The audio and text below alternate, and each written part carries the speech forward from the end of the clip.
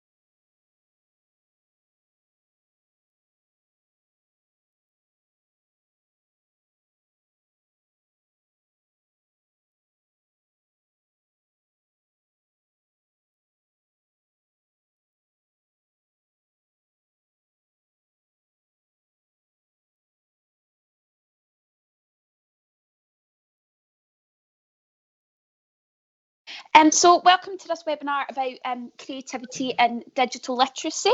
I'm going to state something very obvious at the start here. I'm not the be-all, end-all, and I'm not the book on this. I'm just somebody who's very passionate about it. So my name's Sophie. I'm a teacher of dance and drama at Ross Hill Coordinator at Ross Hill Academy, and I'm also the digital literacy coordinator for the school. I was appointed that post in January, which has led to a really interesting cross-section for me between the sort of the technical subjects and my more creative and performing arts. And I have been a long-time cheerleader for the A in STEM to make it STEAM, because I do not believe that they can all live mutually exclusive. A wee bit of context about creativity in Scotland. In 2013, the Creativity Portal was launched, and there was a joint programme between Education Scotland and Creative Scotland, the arts funding base, to create Scotland's creative learning plan.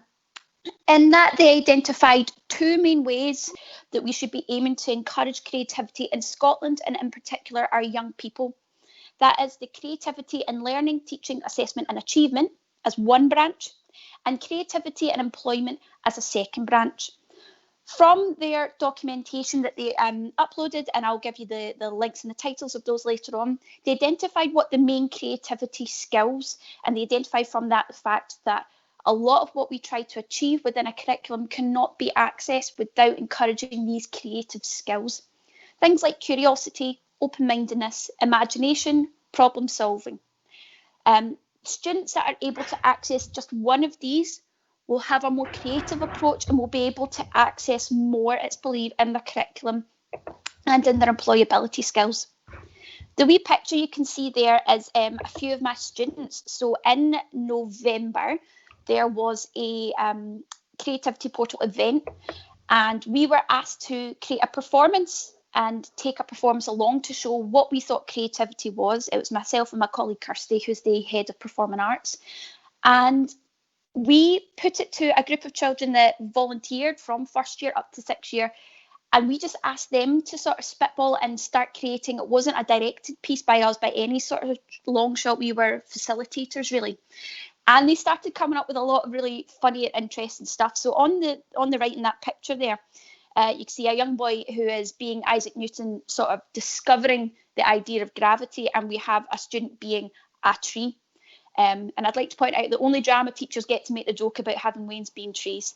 But they wanted to sort of put a wee bit tongue-in-cheek of, well, people think being creative is acting like a tree, whereas a lot of it is to do with new ideas and inspiration, where inspiration comes from and what you then do with that.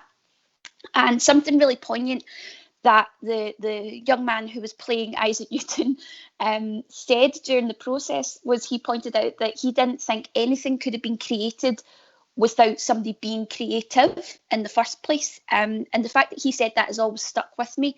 And it was really interesting to see, because obviously we work with those students from a drama capacity, but seeing them bring in knowledge from their other other subjects and from the predominantly STEM subjects, and finding a way to blend them was really, really good. So there's lots of good information on the creativity portal then.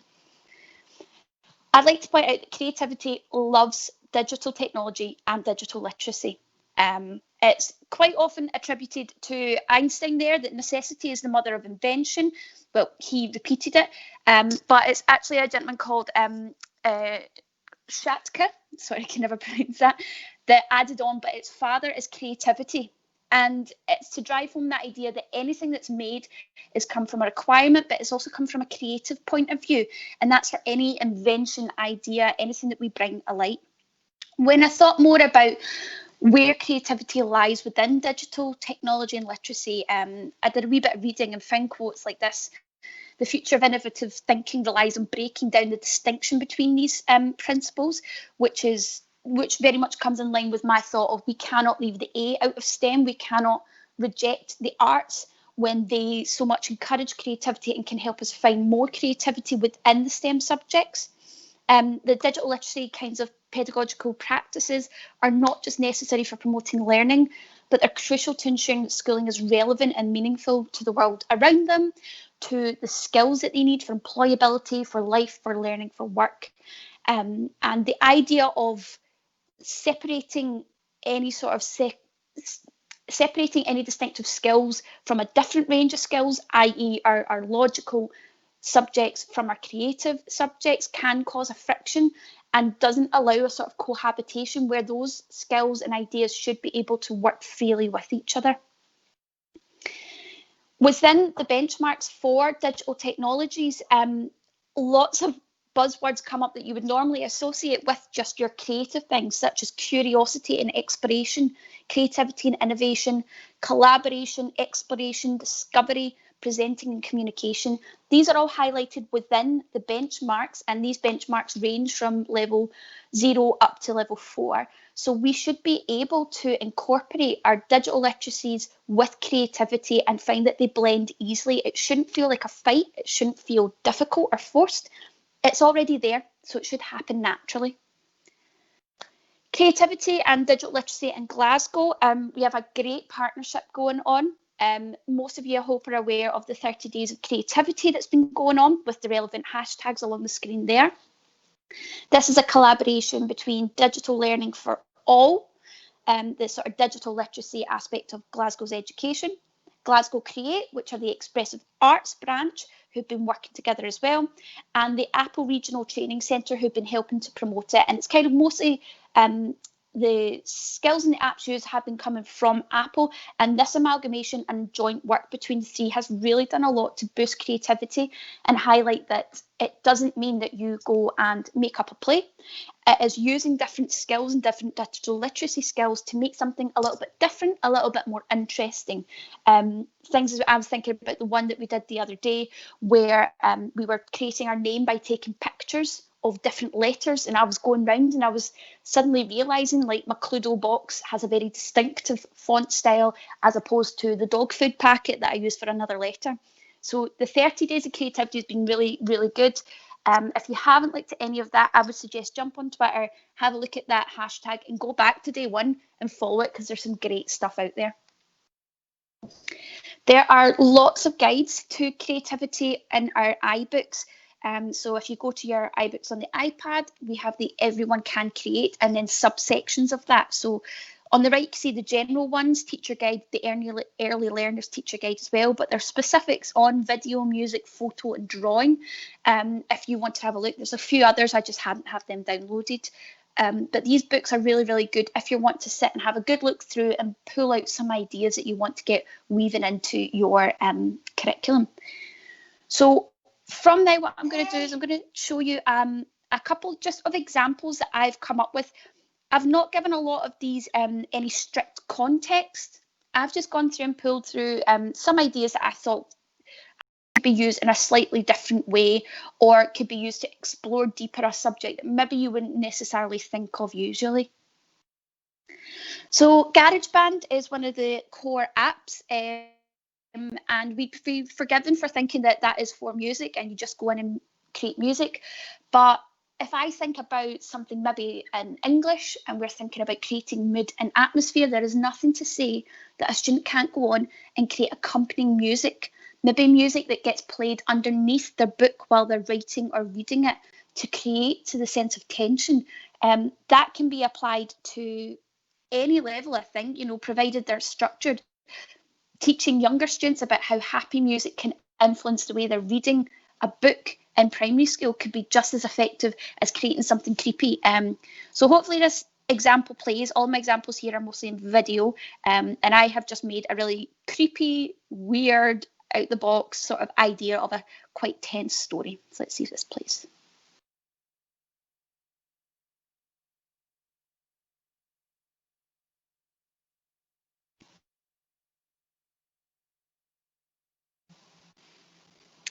So hopefully that doesn't give you nightmares, and I hope you could hear that. That wee piece was just used, was just recording a bit of a string and then recording my voice and manipulating it. This isn't obviously an in-depth tutorial into GarageBand, but it's super easy to go through and maneuver, and the GarageBand help guides are super good for that as well. So that's somewhere where you could go and explore different ways. You could also explore things like hertz. You can see there the trace of my voice and how my plosive sounds create more air and create bigger vibrations. That could be something that you also look into through science, and you look at how different sounds create different sound waves and register different on the scales. Book Creator is one of my favourite apps. I really, really enjoy it.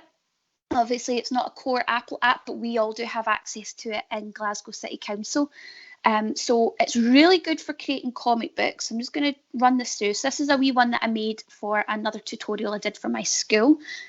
Obviously, you can follow the comic book structure.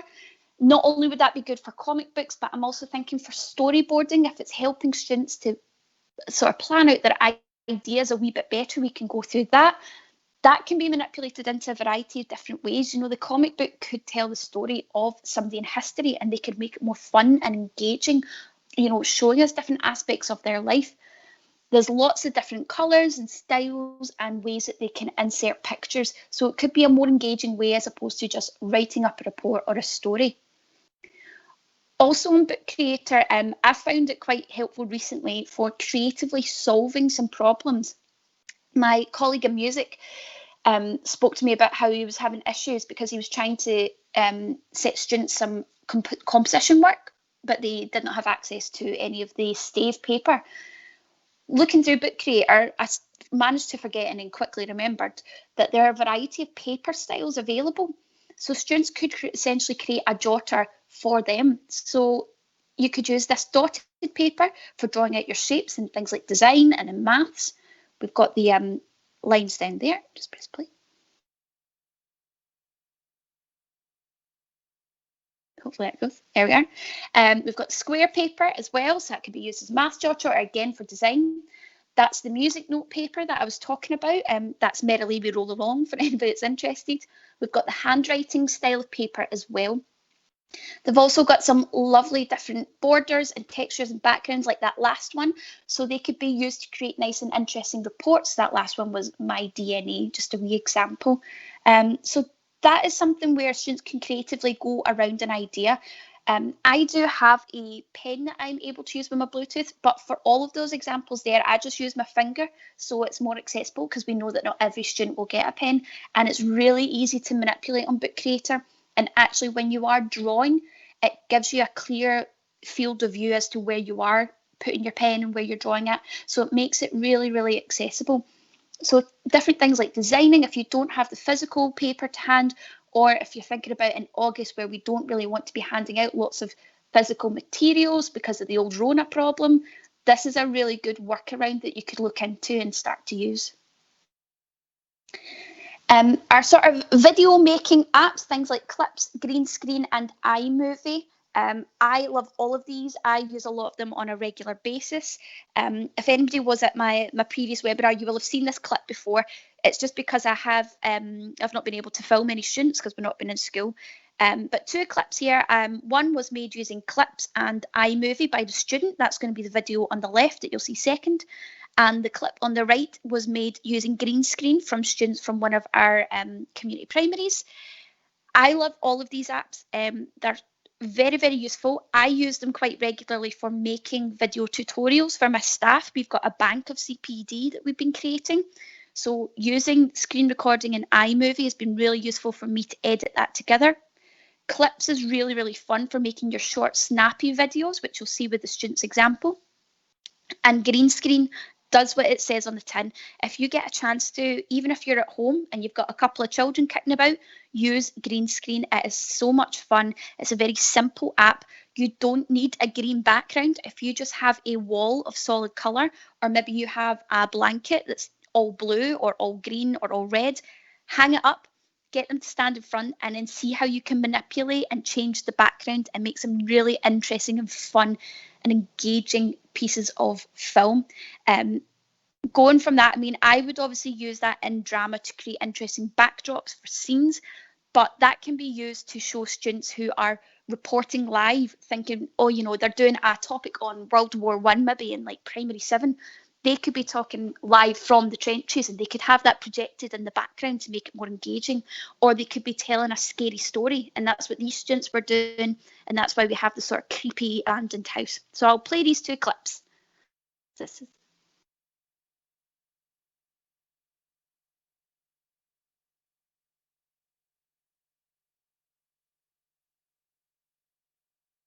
I love that. I'm not going in for a tenner, okay. Hopefully you can hear that, but I wasn't sure because I've got my headphones on. And this is the second clip. It's just short. This student has used clips and Movie Maker to show herself doing some baking at home, and she set that in. And this was over the quarantine period, so that was just her off her own back saying, I'm going to show you how I can use these materials. And she made those waffles, and it made me really hungry because they looked great in the end. Pages, another one of our core apps.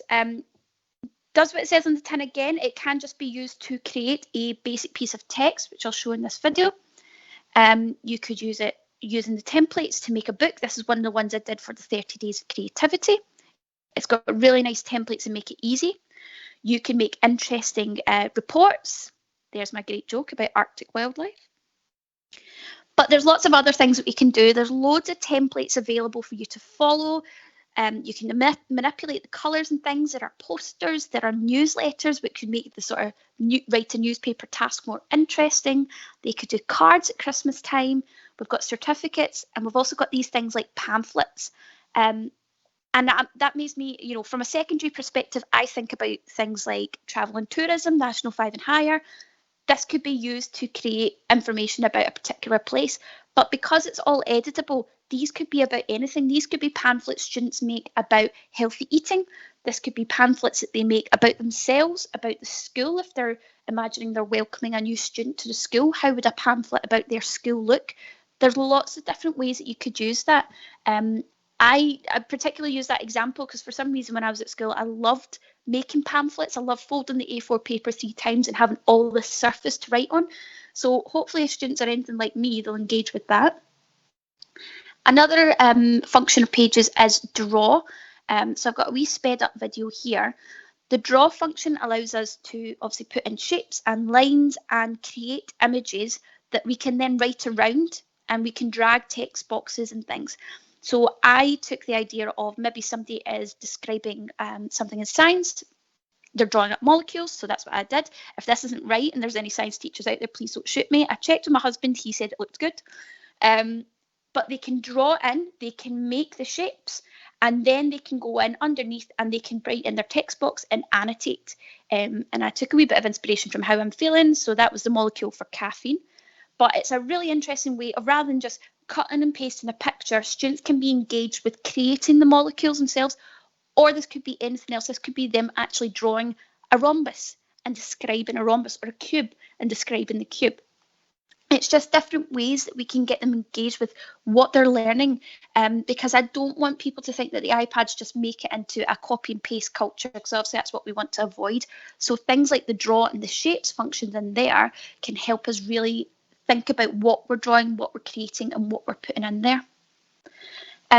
Geogebra is not an app that I have used a lot, but in my investigation into the sort of creative ways we can use app, I came across this and I was absolutely astounded, and I spent ages trying it out in my house. None of my videos were as good as these that I found on their official Twitter. But it's an app that helps them to visualize shapes and things like graphs in real life. And well, I could understand it, so I'm pretty sure any primary kid could. I'll put myself down there. But it can go from very simple shapes, as in showing them a cube on their desk so that they can understand how the drawing on their paper can become a 3D thing, right up to students actually putting a lot of difficult graph coordinates and showing them visualised and helping them to get a better perspective of what they're looking at. So I've got two wee videos here. I'll show the pie one here, Happy Pie Day, and this starts looking 2D, but you actually see it's looking almost 3D. And that's somebody that's made themselves a wee apple pie. I just thought it was quite cool. And the other one here is another example of somebody, so they've got a physical shape, and then the app extrapolates what that shape is and helps them to visualise it more. And this has just been done in a classroom. So they've popped it down, the app sort of sized up, and there the app has understood. And I just thought this was really cool because it's showing the students and me, there's actually a cube inside there with all these extra bits. And then down there you see the different functions that they can use to change the angle it's at. So Geogebra, I think, is going a really, really interesting way when you look at shapes, when you look at how things are composited and put together, and the sort of actualization that we can have of things like that. Scratch, Swift, Playground and Tinker are all really interesting coding apps. I've only had a little play around with them, so I don't have an example of these, very, very sorry. But I know my colleagues in the business and ICT department have played around with them. There's also ones I should have put on here, sorry, Spheros as well, as to do with coding. Really interesting. They don't just say, you know, this is what you code. It's all put in context. So Scratch is to do with characters, and the characters interact, and you know, you tell the dog to go to the right and then say woof, and it's really engaging. And just looking at that, as soon as I started to see wee examples on their Twitter, I started thinking, well, you program that in, you take that idea, then that becomes the story, or they write the story first and then they program their Scratch character, screen record it, and suddenly you have the visual that goes along with the story. So there's lots of different ways, and that's a really nice introduction to coding and understanding computational thinking and how, you know, things digitally work. Night Sky, this is a lovely app. I'm not ashamed to say, like, I just love this app in general. I've got it on my own phone. I love a wee bit of the night sky, love looking up at the stars. It's very much my aesthetic. It is so interesting to me that students would be able, like last night was really cloudy when I took this video, but it was able to highlight everything that I could see. I'll show you this there. And I think engaging students in something like this will really make them think about where they are in the world. You could introduce ideas about light pollution, about the weather and how that can affect what we can see, the seasons, things like that. I just think it's really, really cool.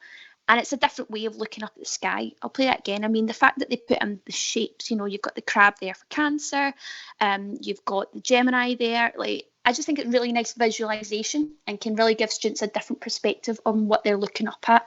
And that big house is a wee bit scary. Numbers, which some might think of just as another Excel type one. We've actually, within drama, we challenged ourselves to think, well, we need to include numeracy a wee bit more, just because there's a running joke that to get maths into drama, you just say get into groups of 3 and that's your maths. What we started thinking about is how can we engage them with money and problem solving skills, and we thought about using numbers as a way to think about, right, so you've made a drama, you're going to put it on. So they're going to start thinking about cost of venues, costume, advertisement, tickets. And because it's in numbers, we can airdrop that spreadsheet out to them, and they can collaborate as a group and look at who's doing what. Somebody can be working on light and sound while someone's doing the venue costs, and their budget overall will be displayed. I'll just play it again so you can see, and the graph just there. So that's the way that we've used numbers. Again, that's another thing you can use. You can apply that to a lot of different things. Maybe they are doing a bake sale and you want them to think about the cost of things. Lots of different ways that we could do that. Maybe they're, you know, imagine you're publishing your book about your Scratch character. How much will it cost you to do that? Keynote is one that I love. So the magic move function, I think, is genuinely magic. I remember at the GTC launch, I think it was Mr. McGinty showed it to me, and it blows my mind that it just moves so smoothly. So this is the wee example that I made for the rain cycle. This could be a task that students are set in class or as homework, and using magic move, there's just a free flow of movement that's shown this. So it goes down the river, back out to the sea, then we're getting evaporated. And that can be used on lots of different ways. Mr. McGinty showed me on a map, looking at about speed, distance and time. So the magic move function is something I would get involved with because it really is exciting. I know I sound a bit of a geek there, but it really does excite me. Keynote also provides a really nice canvas for drawing and illustrations, especially things like tracing. So I've got a wee sped up video here. So that's a wee picture of me, which I thought was nice enough. It's the only one I didn't have a glass of wine in my hand. And by using the draw function in Keynote, you can start to trace by dropping the colour, and then you can fill in the different colours. And that'd be a really nice idea for students to think about the composition of colours, the colour wheel, how things have shade. You would assume like my hair is brown, but when I teardrop that colour, it comes up as more of a black blue colour due to the shadows and things. So it's a really interesting way that we can engage students with sort of the colour wheel and how we perceive things in and around. So I quite enjoy using this. I've actually done better versions of this for a couple of my friends. So it's a nice wee thing to do, just like that run. I did try to speed this up as quickly as possible.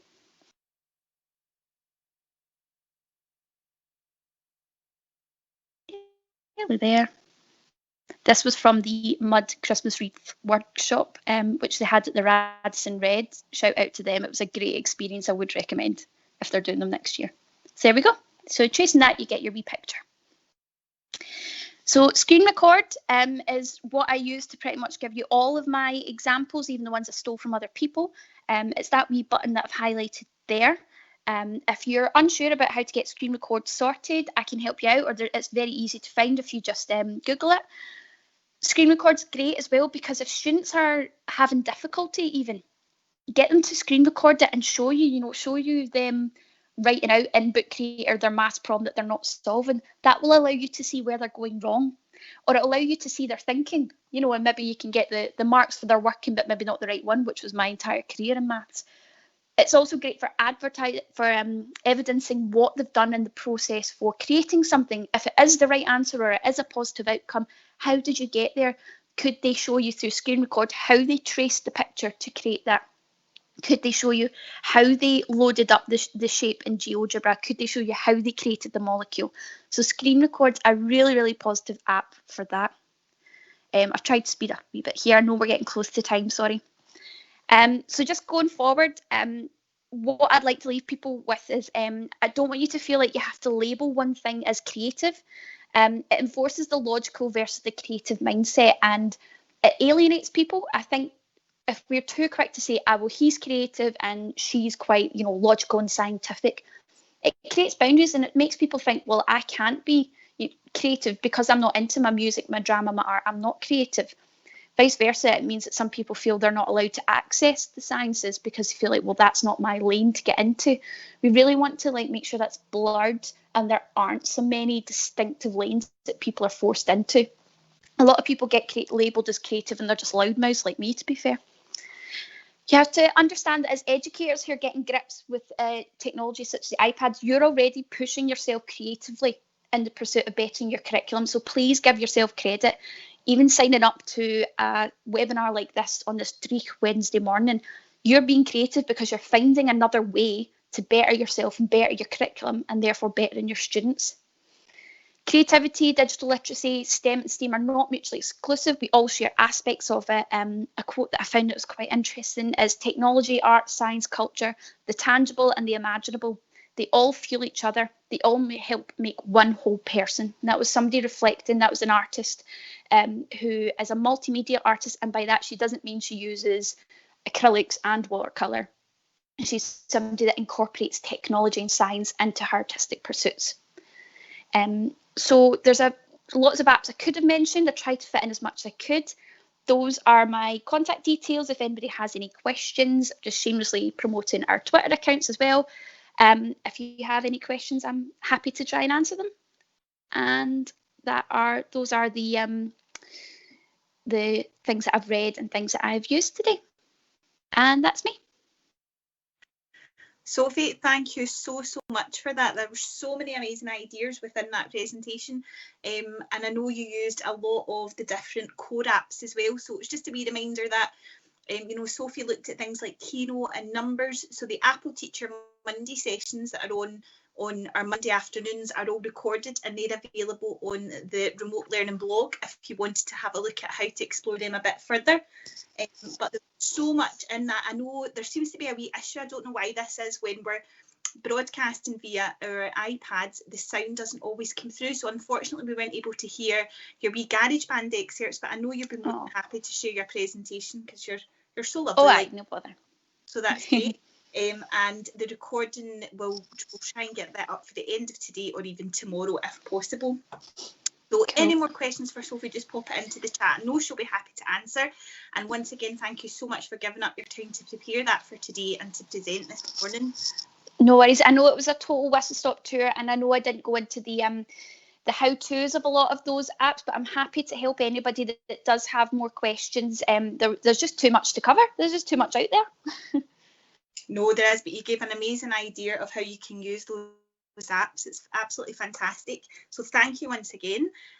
Tomorrow we have myself and my colleague Emma Fretwell from the Literacy for All Leaders of Learning team, and we'll be looking at using digital tools to support spelling with literacy for all approaches. So that's tomorrow's Coffee Break Learning. So once again, thanks so much for joining us. We hope you have a lovely day, and we'll hopefully see you tomorrow. Thank you. Thank you. Bye.